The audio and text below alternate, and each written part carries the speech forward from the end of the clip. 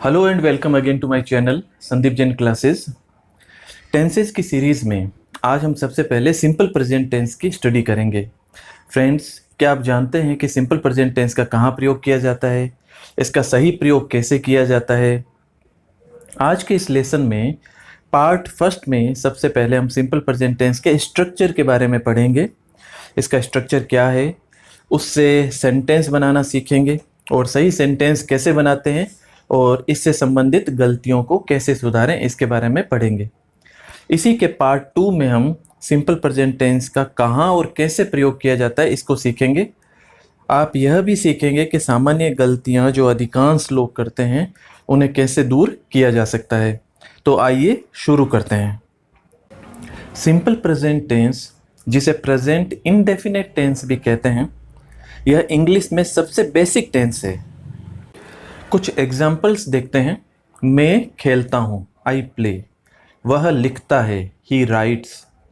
सूरज पूरब में उगता है, the sun rises in the east. वह सदा सच बोलता है, he always speaks the truth. हम हर वर्ष शिमला जाते हैं, we go to Shimla every year. तो इन वाक्यों में आप देखेंगे कि हिंदी के अंदर अंत में ता है, ती है, ते है, इनका प्रयोग किया जाता है। जैसे मैं खेलता हूँ, ता हूँ। वह लिखता है, ता है। इस प्रकार के वाक्य देखने को मिलते हैं। तो हिंदी में ये इसकी पहचान हो जाएगी। इसके सबसे पहले अफर्मेटिव सेंटेंसेस का स्ट्रक्चर हम देखते हैं, जिसे हम सकारात्मक वाक्य कहते हैं। इसका स्ट्रक्चर है सब्जेक्ट प्लस वर्ब की फर्स्ट फॉर्म प्लस एस या E S plus object. Verb की फर्स्ट फॉर्म के साथ में एस और ई एस का प्रयोग केवल थर्ड पर्सन सिंगुलर सब्जेक्ट के साथ किया जा सकता है। यानी हम केवल ये नहीं कह सकते कि वर्ब की फर्स्ट फॉर्म के साथ एस ई एस का प्रयोग केवल सिंगुलर यानी एक वचन सब्जेक्ट के साथ ही किया जाए। एक वचन में भी वो थर्ड पर्सन होना जरूरी है। जैसे आई और यू होगा तो उसके साथ में एस ई एस का प्रयोग नहीं करेंगे, क्योंकि वो थर्ड पर्सन नहीं है। इसके बारे में, सब्जेक्ट के बारे में थोड़ा सा हम डिटेल में बात कर लेते हैं। सब्जेक्ट 3 प्रकार के होते हैं, first person, second person, third person. First person होता है आई, व्यक्ति स्वयं। आई जो होता है वो थर्ड पर्सन होता है। सिंगुलर में इसको आई कहते हैं और प्लूरल में, बहुवचन में, इसको वी कहते हैं। सेकंड पर्सन होता है जिससे हम बात कर रहे होते हैं, यू, तुम। सिंगुलर में भी ये यू होता है इंग्लिश में और प्लूरल में भी यू होता है। और थर्ड पर्सन होता है जिसके बारे में हम बात कर रहे होते हैं, यानी वो ही, शी, इट, कोई नाम हो सकता है, राम, मोहन, सीता, कोई भी हो सकता है। तो ये थर्ड पर्सन सिंगुलर है, ही, शी, इट, कोई नेम। और प्लूरल में होगा दे, यानी वे। तो एस ई एस का प्रयोग सिर्फ और सिर्फ थर्ड पर्सन सिंगुलर यानी ही, शी, इट, किसी नेम इत्यादि के साथ ही किया जा सकता है। अब इसके अंदर भी एक इम्पोर्टेंट बात यह है कि जब subject singular number third person है तो वर्ब के साथ एस या ई एस जोड़ दिया जाता है। तो कहाँ एस का प्रयोग किया जाएगा और कहाँ ई एस का प्रयोग किया जाएगा, इसको हम समझते हैं। अधिकांश वर्ब्स के साथ में एस का प्रयोग किया जाता है। Love, loves, run, runs, work, works, speak, speaks, want, wants, इन सब वर्ब्स के साथ में आप देखिए एस का प्रयोग किया गया है। लेकिन कुछ ऐसी वर्ब्स जिसके एंड में एस या सी एच या एस एच या एक्स या जेड या ओ यह सिलेबल्स आते हैं, तो हम एस के स्थान पर वहाँ पे ई एस का प्रयोग करते हैं। जैसे P A W S, pass, इसके साथ में ई एस लगेगा, passes, P A W S E S. Search, searches, यहाँ पे भी E S. Go, goes, G O E S. Do, does, D O E S. Wish, wishes. Fix, fixes. Quiz, quizzes. तो इन सब क्रियाओं में क्योंकि अंत में एस, सी एच या एस एच या एक्स या ओ ये आते हैं, इसलिए यहाँ पे ई एस का प्रयोग किया गया है। कुछ ऐसी वर्ब्स हैं जहाँ अंत में वाई आता है, वहाँ पे दो रूल हैं, इनको अच्छे से आप समझ लीजिए, यहाँ पे कभी हम गलती नहीं करेंगे। ऐसी वर्ब्स जिनके अंत में वाई आता है लेकिन वाई से पहले कोई स्वर है, यानी ए ई आई ओ यू में से कुछ है, तो वाई के बाद में सिर्फ एस का प्रयोग किया जाता है। जैसे B U Y, buy, buy के साथ में सिर्फ एस लगेगा, B U Y S, buys. Play, P L A Y play, P L A Y S plays लगेगा, क्योंकि वाई से पहले ए है यहाँ पे। इंजॉय, इंजॉय से इंजॉयज बनेगा, वाई से पहले ओ है इसलिए E N J O Y S लगेगा। लेकिन यदि वाई से पहले कोई कॉन्सोनेंट है, यानी ए ई आई ओ यू के अलावा बाकी जो 21 व्यंजन हैं उनमें से कोई हो, तो वाई हट जाता है और वाई के स्थान पे आई हो जाएगा और पीछे ई एस जुड़ जाएगा। जैसे टी आर वाई, यहाँ पे आर है वाई से पहले, इसलिए वाई हट के इसकी जगह आई हो जाएगा और ई एस हो जाएगा, यानी tries, T R I E S हो जाएगा। एफ एल वाई फ्लाई, तो वाई से पहले एल है तो फ्लाइज हो जाएगा, F L I E S. Study, Y से पहले डी है इसलिए studies, S T U D I E S हो जाएगा। तो ये इस तरह से प्रयोग करते हैं। कुछ इर्रेगुलर जो स्पेलिंग्स हैं उसके बारे में भी हम देख लेते हैं। जैसे हैव है तो हैव का हैज़ हो जाएगा, यानी एच ए वी ई में पीछे वाला वी ई दोनों हट जाएंगे और एस लग जाएगा और हैज़ हो जाएगा, यानी हैव का हो जाएगा सिंगुलर, थर्ड पर्सन सिंगुलर के साथ में हैज़।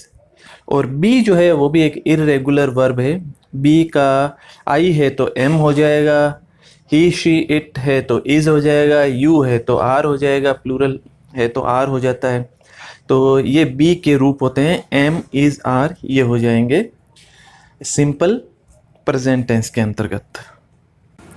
नकारात्मक वाक्य या नेगेटिव सेंटेंस का स्ट्रक्चर इस प्रकार से होगा, सब्जेक्ट प्लस डज या do plus note plus verb की फर्स्ट फॉर्म प्लस ऑब्जेक्ट। यहाँ डज और डू का वही नियम है जो हमने सकारात्मक में देखा था कि थर्ड पर्सन सिंगुलर के साथ में डज और बाकी सब्जेक्ट के साथ में डू का प्रयोग होगा। अब देखिए यहाँ पे ये विशेष ध्यान देना ये है कि क्योंकि ई एस का प्रयोग यहाँ पे डी और डू के साथ में हो गया, थर्ड पर्सन सिंगुलर में डज ई एस का प्रयोग यहाँ हो गया, तो अब हम मुख्य क्रिया के साथ में ई एस का या एस का प्रयोग नहीं करेंगे, क्योंकि वो डू के साथ में इसका प्रयोग हो गया और डज हो गया, तो वहाँ हम इसका दोबारा प्रयोग नहीं करेंगे। जैसे कि एग्जाम्पल देखिए, he goes to office, he does not go to office. तो अफर्मेटिव में, सकारात्मक में गो के साथ में ई एस का प्रयोग किया गया था, लेकिन नेगेटिव में क्योंकि डज हो गया, he does not go to office, तो गो के साथ में दोबारा ई एस का प्रयोग नहीं करना है, ये विशेष रूप से हमें सावधानी रखनी है।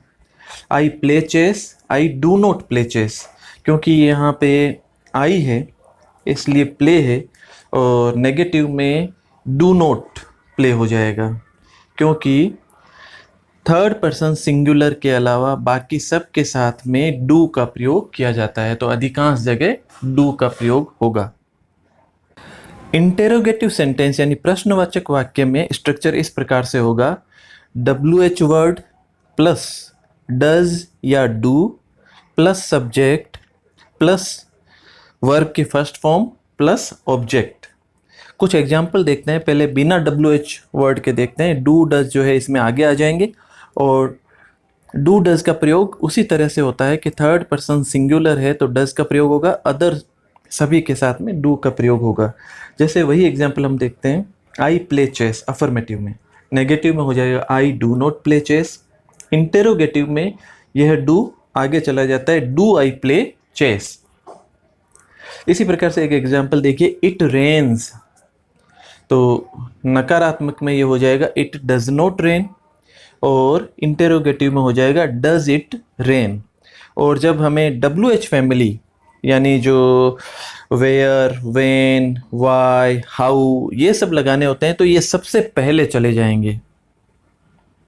जैसे डू आई प्ले चेस, क्या मैं चेस खेलता हूँ, इसके आगे हम अगर WH का कोई शब्द लगाएं, जैसे when do I play chess, तो व्हेन जो है वो सबसे आगे चला जाएगा, when do I play chess. Part 2 में हम देखेंगे कि प्रेजेंट इंडेफिनिट टेंस का किन अलग अलग सिचुएशंस में प्रयोग किया जाता है, कहाँ इसका प्रयोग किया जाना है, कहाँ इसका प्रयोग नहीं किया जाना है। तो इसके 5-6 महत्वपूर्ण पॉइंट्स हैं, उन्हें हम ध्यान से समझ लें तो हम इस संबंध में गलती करने से बच जाएंगे। सभी ध्यान देंगे। सबसे पहले और सबसे महत्वपूर्ण है कि प्रेजेंट इंडेफिनिट टेंस का प्रयोग इटर्नल ट्रुथ व घटनाओं के लिए किया जाता है, यानी सर्वकालिक जो सत्य हैं और जो घटनाएं हैं, परमानेंट सिचुएशंस हैं, फैक्ट्स हैं, वहाँ पे इसका प्रयोग किया जाता है। जैसे the sun rises in the east, birds fly, the earth revolves round the sun sets in the west. तो इसमें जो हम 4 उदाहरण देख रहे हैं, इन सब में हम देखते हैं कि ये सब इटर्नल ट्रुथ्स हैं, ये घटनाएं हैं, ये नित्य प्रतिदिन होती ही हैं। The sun rises in the east, यानी सूर्य जो है वो पूर्व में उदय होता ही है। तो ये कोई पास्ट इवेंट नहीं है, ये कोई फ्यूचर इवेंट नहीं है, ये पास्ट में भी चल रहा था, अभी भी हो रहा है और फ्यूचर में भी हो रहा है। ये एक इटर्नल ट्रुथ है। बर्ड्स फ्लाई, पक्षी हैं वो उड़ते हैं, ये एक फैक्ट्स हैं, हम जानते हैं, फैक्ट है ये। The earth revolves round the sun sets in the west. तो ये सब जो हैं ये फैक्ट्स हैं, ट्रुथ्स हैं, इसके लिए सदैव प्रेजेंट इंडेफिनिट टेंस का प्रयोग किया जाता है। दूसरा देखिए कि दिन प्रतिदिन की होने वाली सामान्य घटनाओं के लिए, दिन प्रतिदिन किए जाने वाले कार्यों के लिए भी प्रेजेंट इंडेफिनिट टेंस का प्रयोग किया जाता है। जैसे I get up early in the morning, मैं प्रातः जल्दी उठता हूँ, तो ये एक दिन प्रतिदिन की सामान्य घटना है। My mother goes to temple every day, ये एक रोजाना की होने वाली घटना है। वो सोमवार को भी जाती है, मंगलवार को भी जाती है, बुधवार को भी जाती है, संडे को भी जाती है, रोजाना जाती है, इसलिए my mother goes to temple every day. तो सामान्य रूप से होने वाली घटना, इसलिए यहाँ सिंपल प्रेजेंट टेंस का प्रयोग किया गया है। वी प्लेज फुटबॉल डेली, हम रोजाना फुटबॉल खेलते हैं। My father goes to office at 10 AM, मेरे पिताजी 10 बजे ऑफिस जाते हैं। तो ये जो है नित्य प्रतिदिन या प्राय होने वाली जो घटनाएं हैं, इसलिए यहाँ पे सिंपल प्रेजेंट टेंस का प्रयोग किया जाता है। तीसरा देखिए कि कुछ वर्ब्स ऐसी होती हैं जिनका प्रयोग सिंपल इनडेफिनेट टेंस में ही करना उचित रहता है। वो वर्ब्स होती है स्टेट बताने वाली, तो उनका प्रयोग सिंपल प्रेजेंट टेंस में ही किया जाता है। कुछ स्टेट वर्ब्स के हम एग्जांपल्स यहाँ समझेंगे, लेकिन स्टेट वर्ब्स जो होती हैं, ऐसी वर्ब्स होती हैं जो like, dislike, thoughts, opinion, senses, appearance और पोजेशन, रिलेशन, ये सब शो करती है। इसमें एक्टिविटी का अभाव होता है, इसीलिए इसे सिंपल प्रेजेंट टेंस में ही प्रयुक्त किया जाता है। कुछ एग्जांपल है, जैसे वांट्स एंड लाइक्स के like, dislike, love, hate, prefer, need, want, wish, ये लिस्ट पूरी की पूरी आप याद कर लें, इससे आपका काम बड़ा इजी हो जाएगा कि हाँ ये स्टेट वर्ब्स हैं। आई लाइक स्वीट डिशेस, तो यहाँ आई एम लाइकिंग नहीं होगा, चाहे मैं अभी पसंद कर रहा हूँ, आई लाइक होगा यहाँ पे। थॉट और ओपिनियन की है, जैसे think, remember, forget, know, believe, imagine. तो आई नो हिम वेल, मैं उसे अच्छे से जानता हूँ, आई एम नोइंग नहीं होगा कभी भी, आई एम रिमेंबरिंग नहीं होगा कभी भी, आई एम थिंकिंग, ये सही नहीं है प्रयोग। थिंक होगा, आईएनजी फॉर्म नहीं लगेगी, इसका सिंपल प्रेजेंट टेंस में इनका प्रयोग करना है। कुछ सेंसेस से संबंधित है, जैसे सी, हियर, स्मेल, टेस्ट, फील, इनका भी सिंपल प्रेजेंट टेंस में प्रयोग किया जाता है।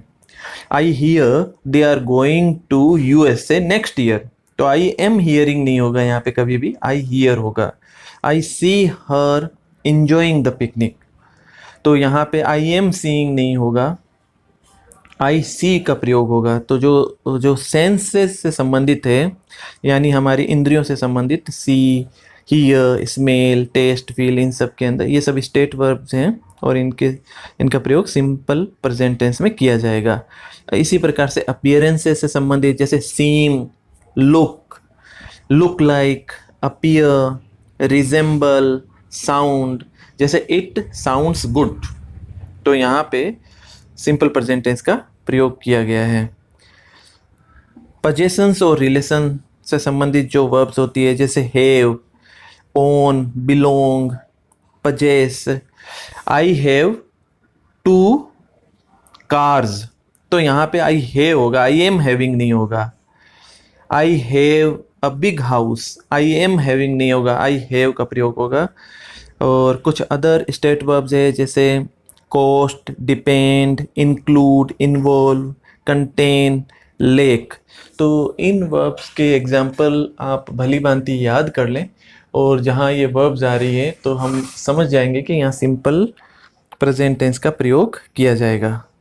नेक्स्ट देखिए, टीवी और रेडियो पर जब कमेंट्रीज की जाती है तो वहाँ पे सिंपल प्रेजेंट टेंस का प्रयोग किया जाता है। Raju passes the ball to Saluja, Saluja passes it to Somu, who heads it, passes the goalkeeper and scores।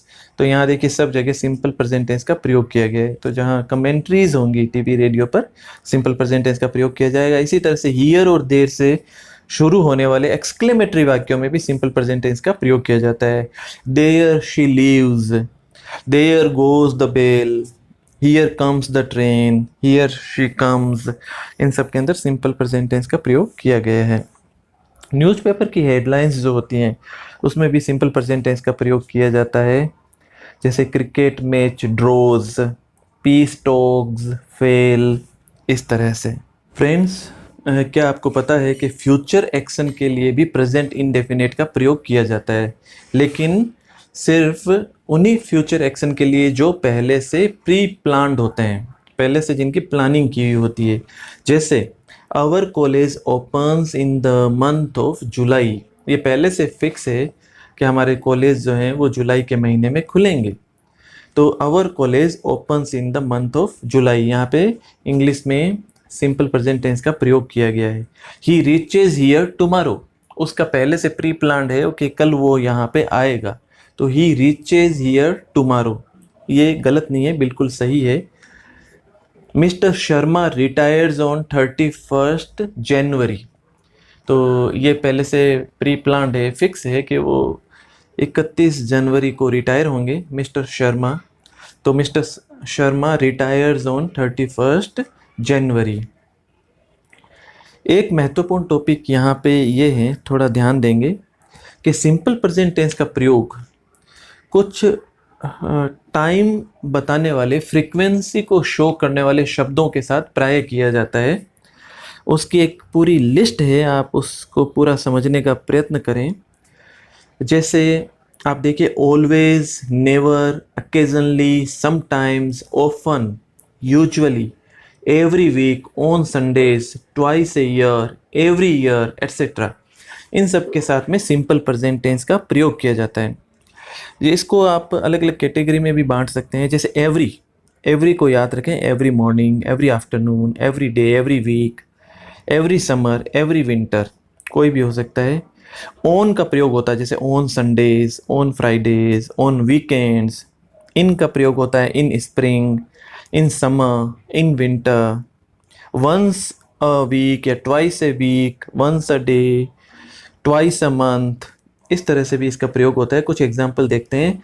She always speaks the truth, यहाँ ऑलवेज है, तो ऑलवेज को देख के और हम यहाँ पे सिंपल प्रेजेंट टेंस की वर्ब का प्रयोग कर सकते हैं। She always speaks the truth. He sometimes goes for a walk, यहाँ समटाइम्स आया है, सिंपल प्रेजेंट टेंस का प्रयोग होगा।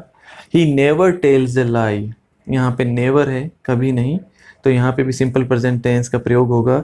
They go to church on Sundays, जैसे अभी हम बात कर रहे थे, ऑन संडेज आ गया। तो इन सब जो कॉमन फ्रीक्वेंसी एक्सप्रेशन है, always, never, occasionally, sometimes, often, usually, every week, on Sundays, twice a year, every year, इनको आप अच्छे से याद कर लें इन वर्ड्स को। इन सब के साथ में सिंपल प्रेजेंट टेंस का प्रयोग किया जाता है। नेक्स्ट देखिए, वेनेवर और वेन के साथ में सिंपल प्रेजेंट टेंस का प्रयोग किया जाता है। जैसे whenever it rains the roof leaks, when you open the window a light goes on. और एक महत्वपूर्ण कंडीशनल सेंटेंसेस के संबंध में एक इम्पोर्टेंट टॉपिक है, ध्यान देंगे कि जब मेन वर्ब फ्यूचर में हो तो कंडीशनल सेंटेंस में अगर इफ हो, till, as soon as, when, unless, before, until, even if, in case of, as, इनके बाद में प्रेजेंट इंडेफिनेट का प्रयोग किया जाता है। तो ये छोटा सा एक इसमें ये ट्रिक है कि इनको हम याद रखें। एग्जाम्पल देखिए, we shall wait till she arrives, तो आगे सिंपल प्रेजेंट टेंस है और आगे जो है फ्यूचर टेंस है और फ्यूचर टेंस के साथ में टिल का प्रयोग किया गया है, तो यहाँ पे प्रेजेंट इंडेफिनेट का प्रयोग होगा she arrives. We shall wait till she arrives.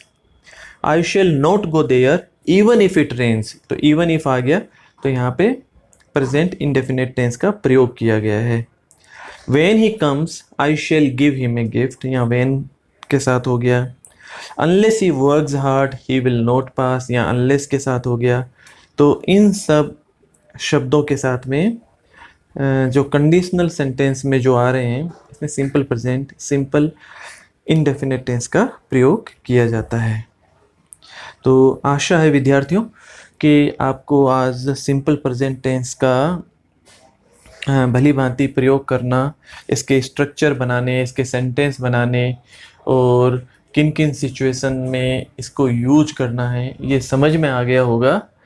और जल्दी ही हम बाकी टेंसेस के वीडियोस भी इस चैनल पे अपलोड करेंगे। यदि अभी तक आपने हमारा चैनल सब्सक्राइब नहीं किया है तो आप इसे सब्सक्राइब करें। हमारा ये वीडियो अगर आपको पसंद आया है तो इसे लाइक ज़रूर करें और दूसरे विद्यार्थी जिन्हें इसकी आवश्यकता है उनके साथ इसे शेयर ज़रूर करें। बहुत बहुत धन्यवाद।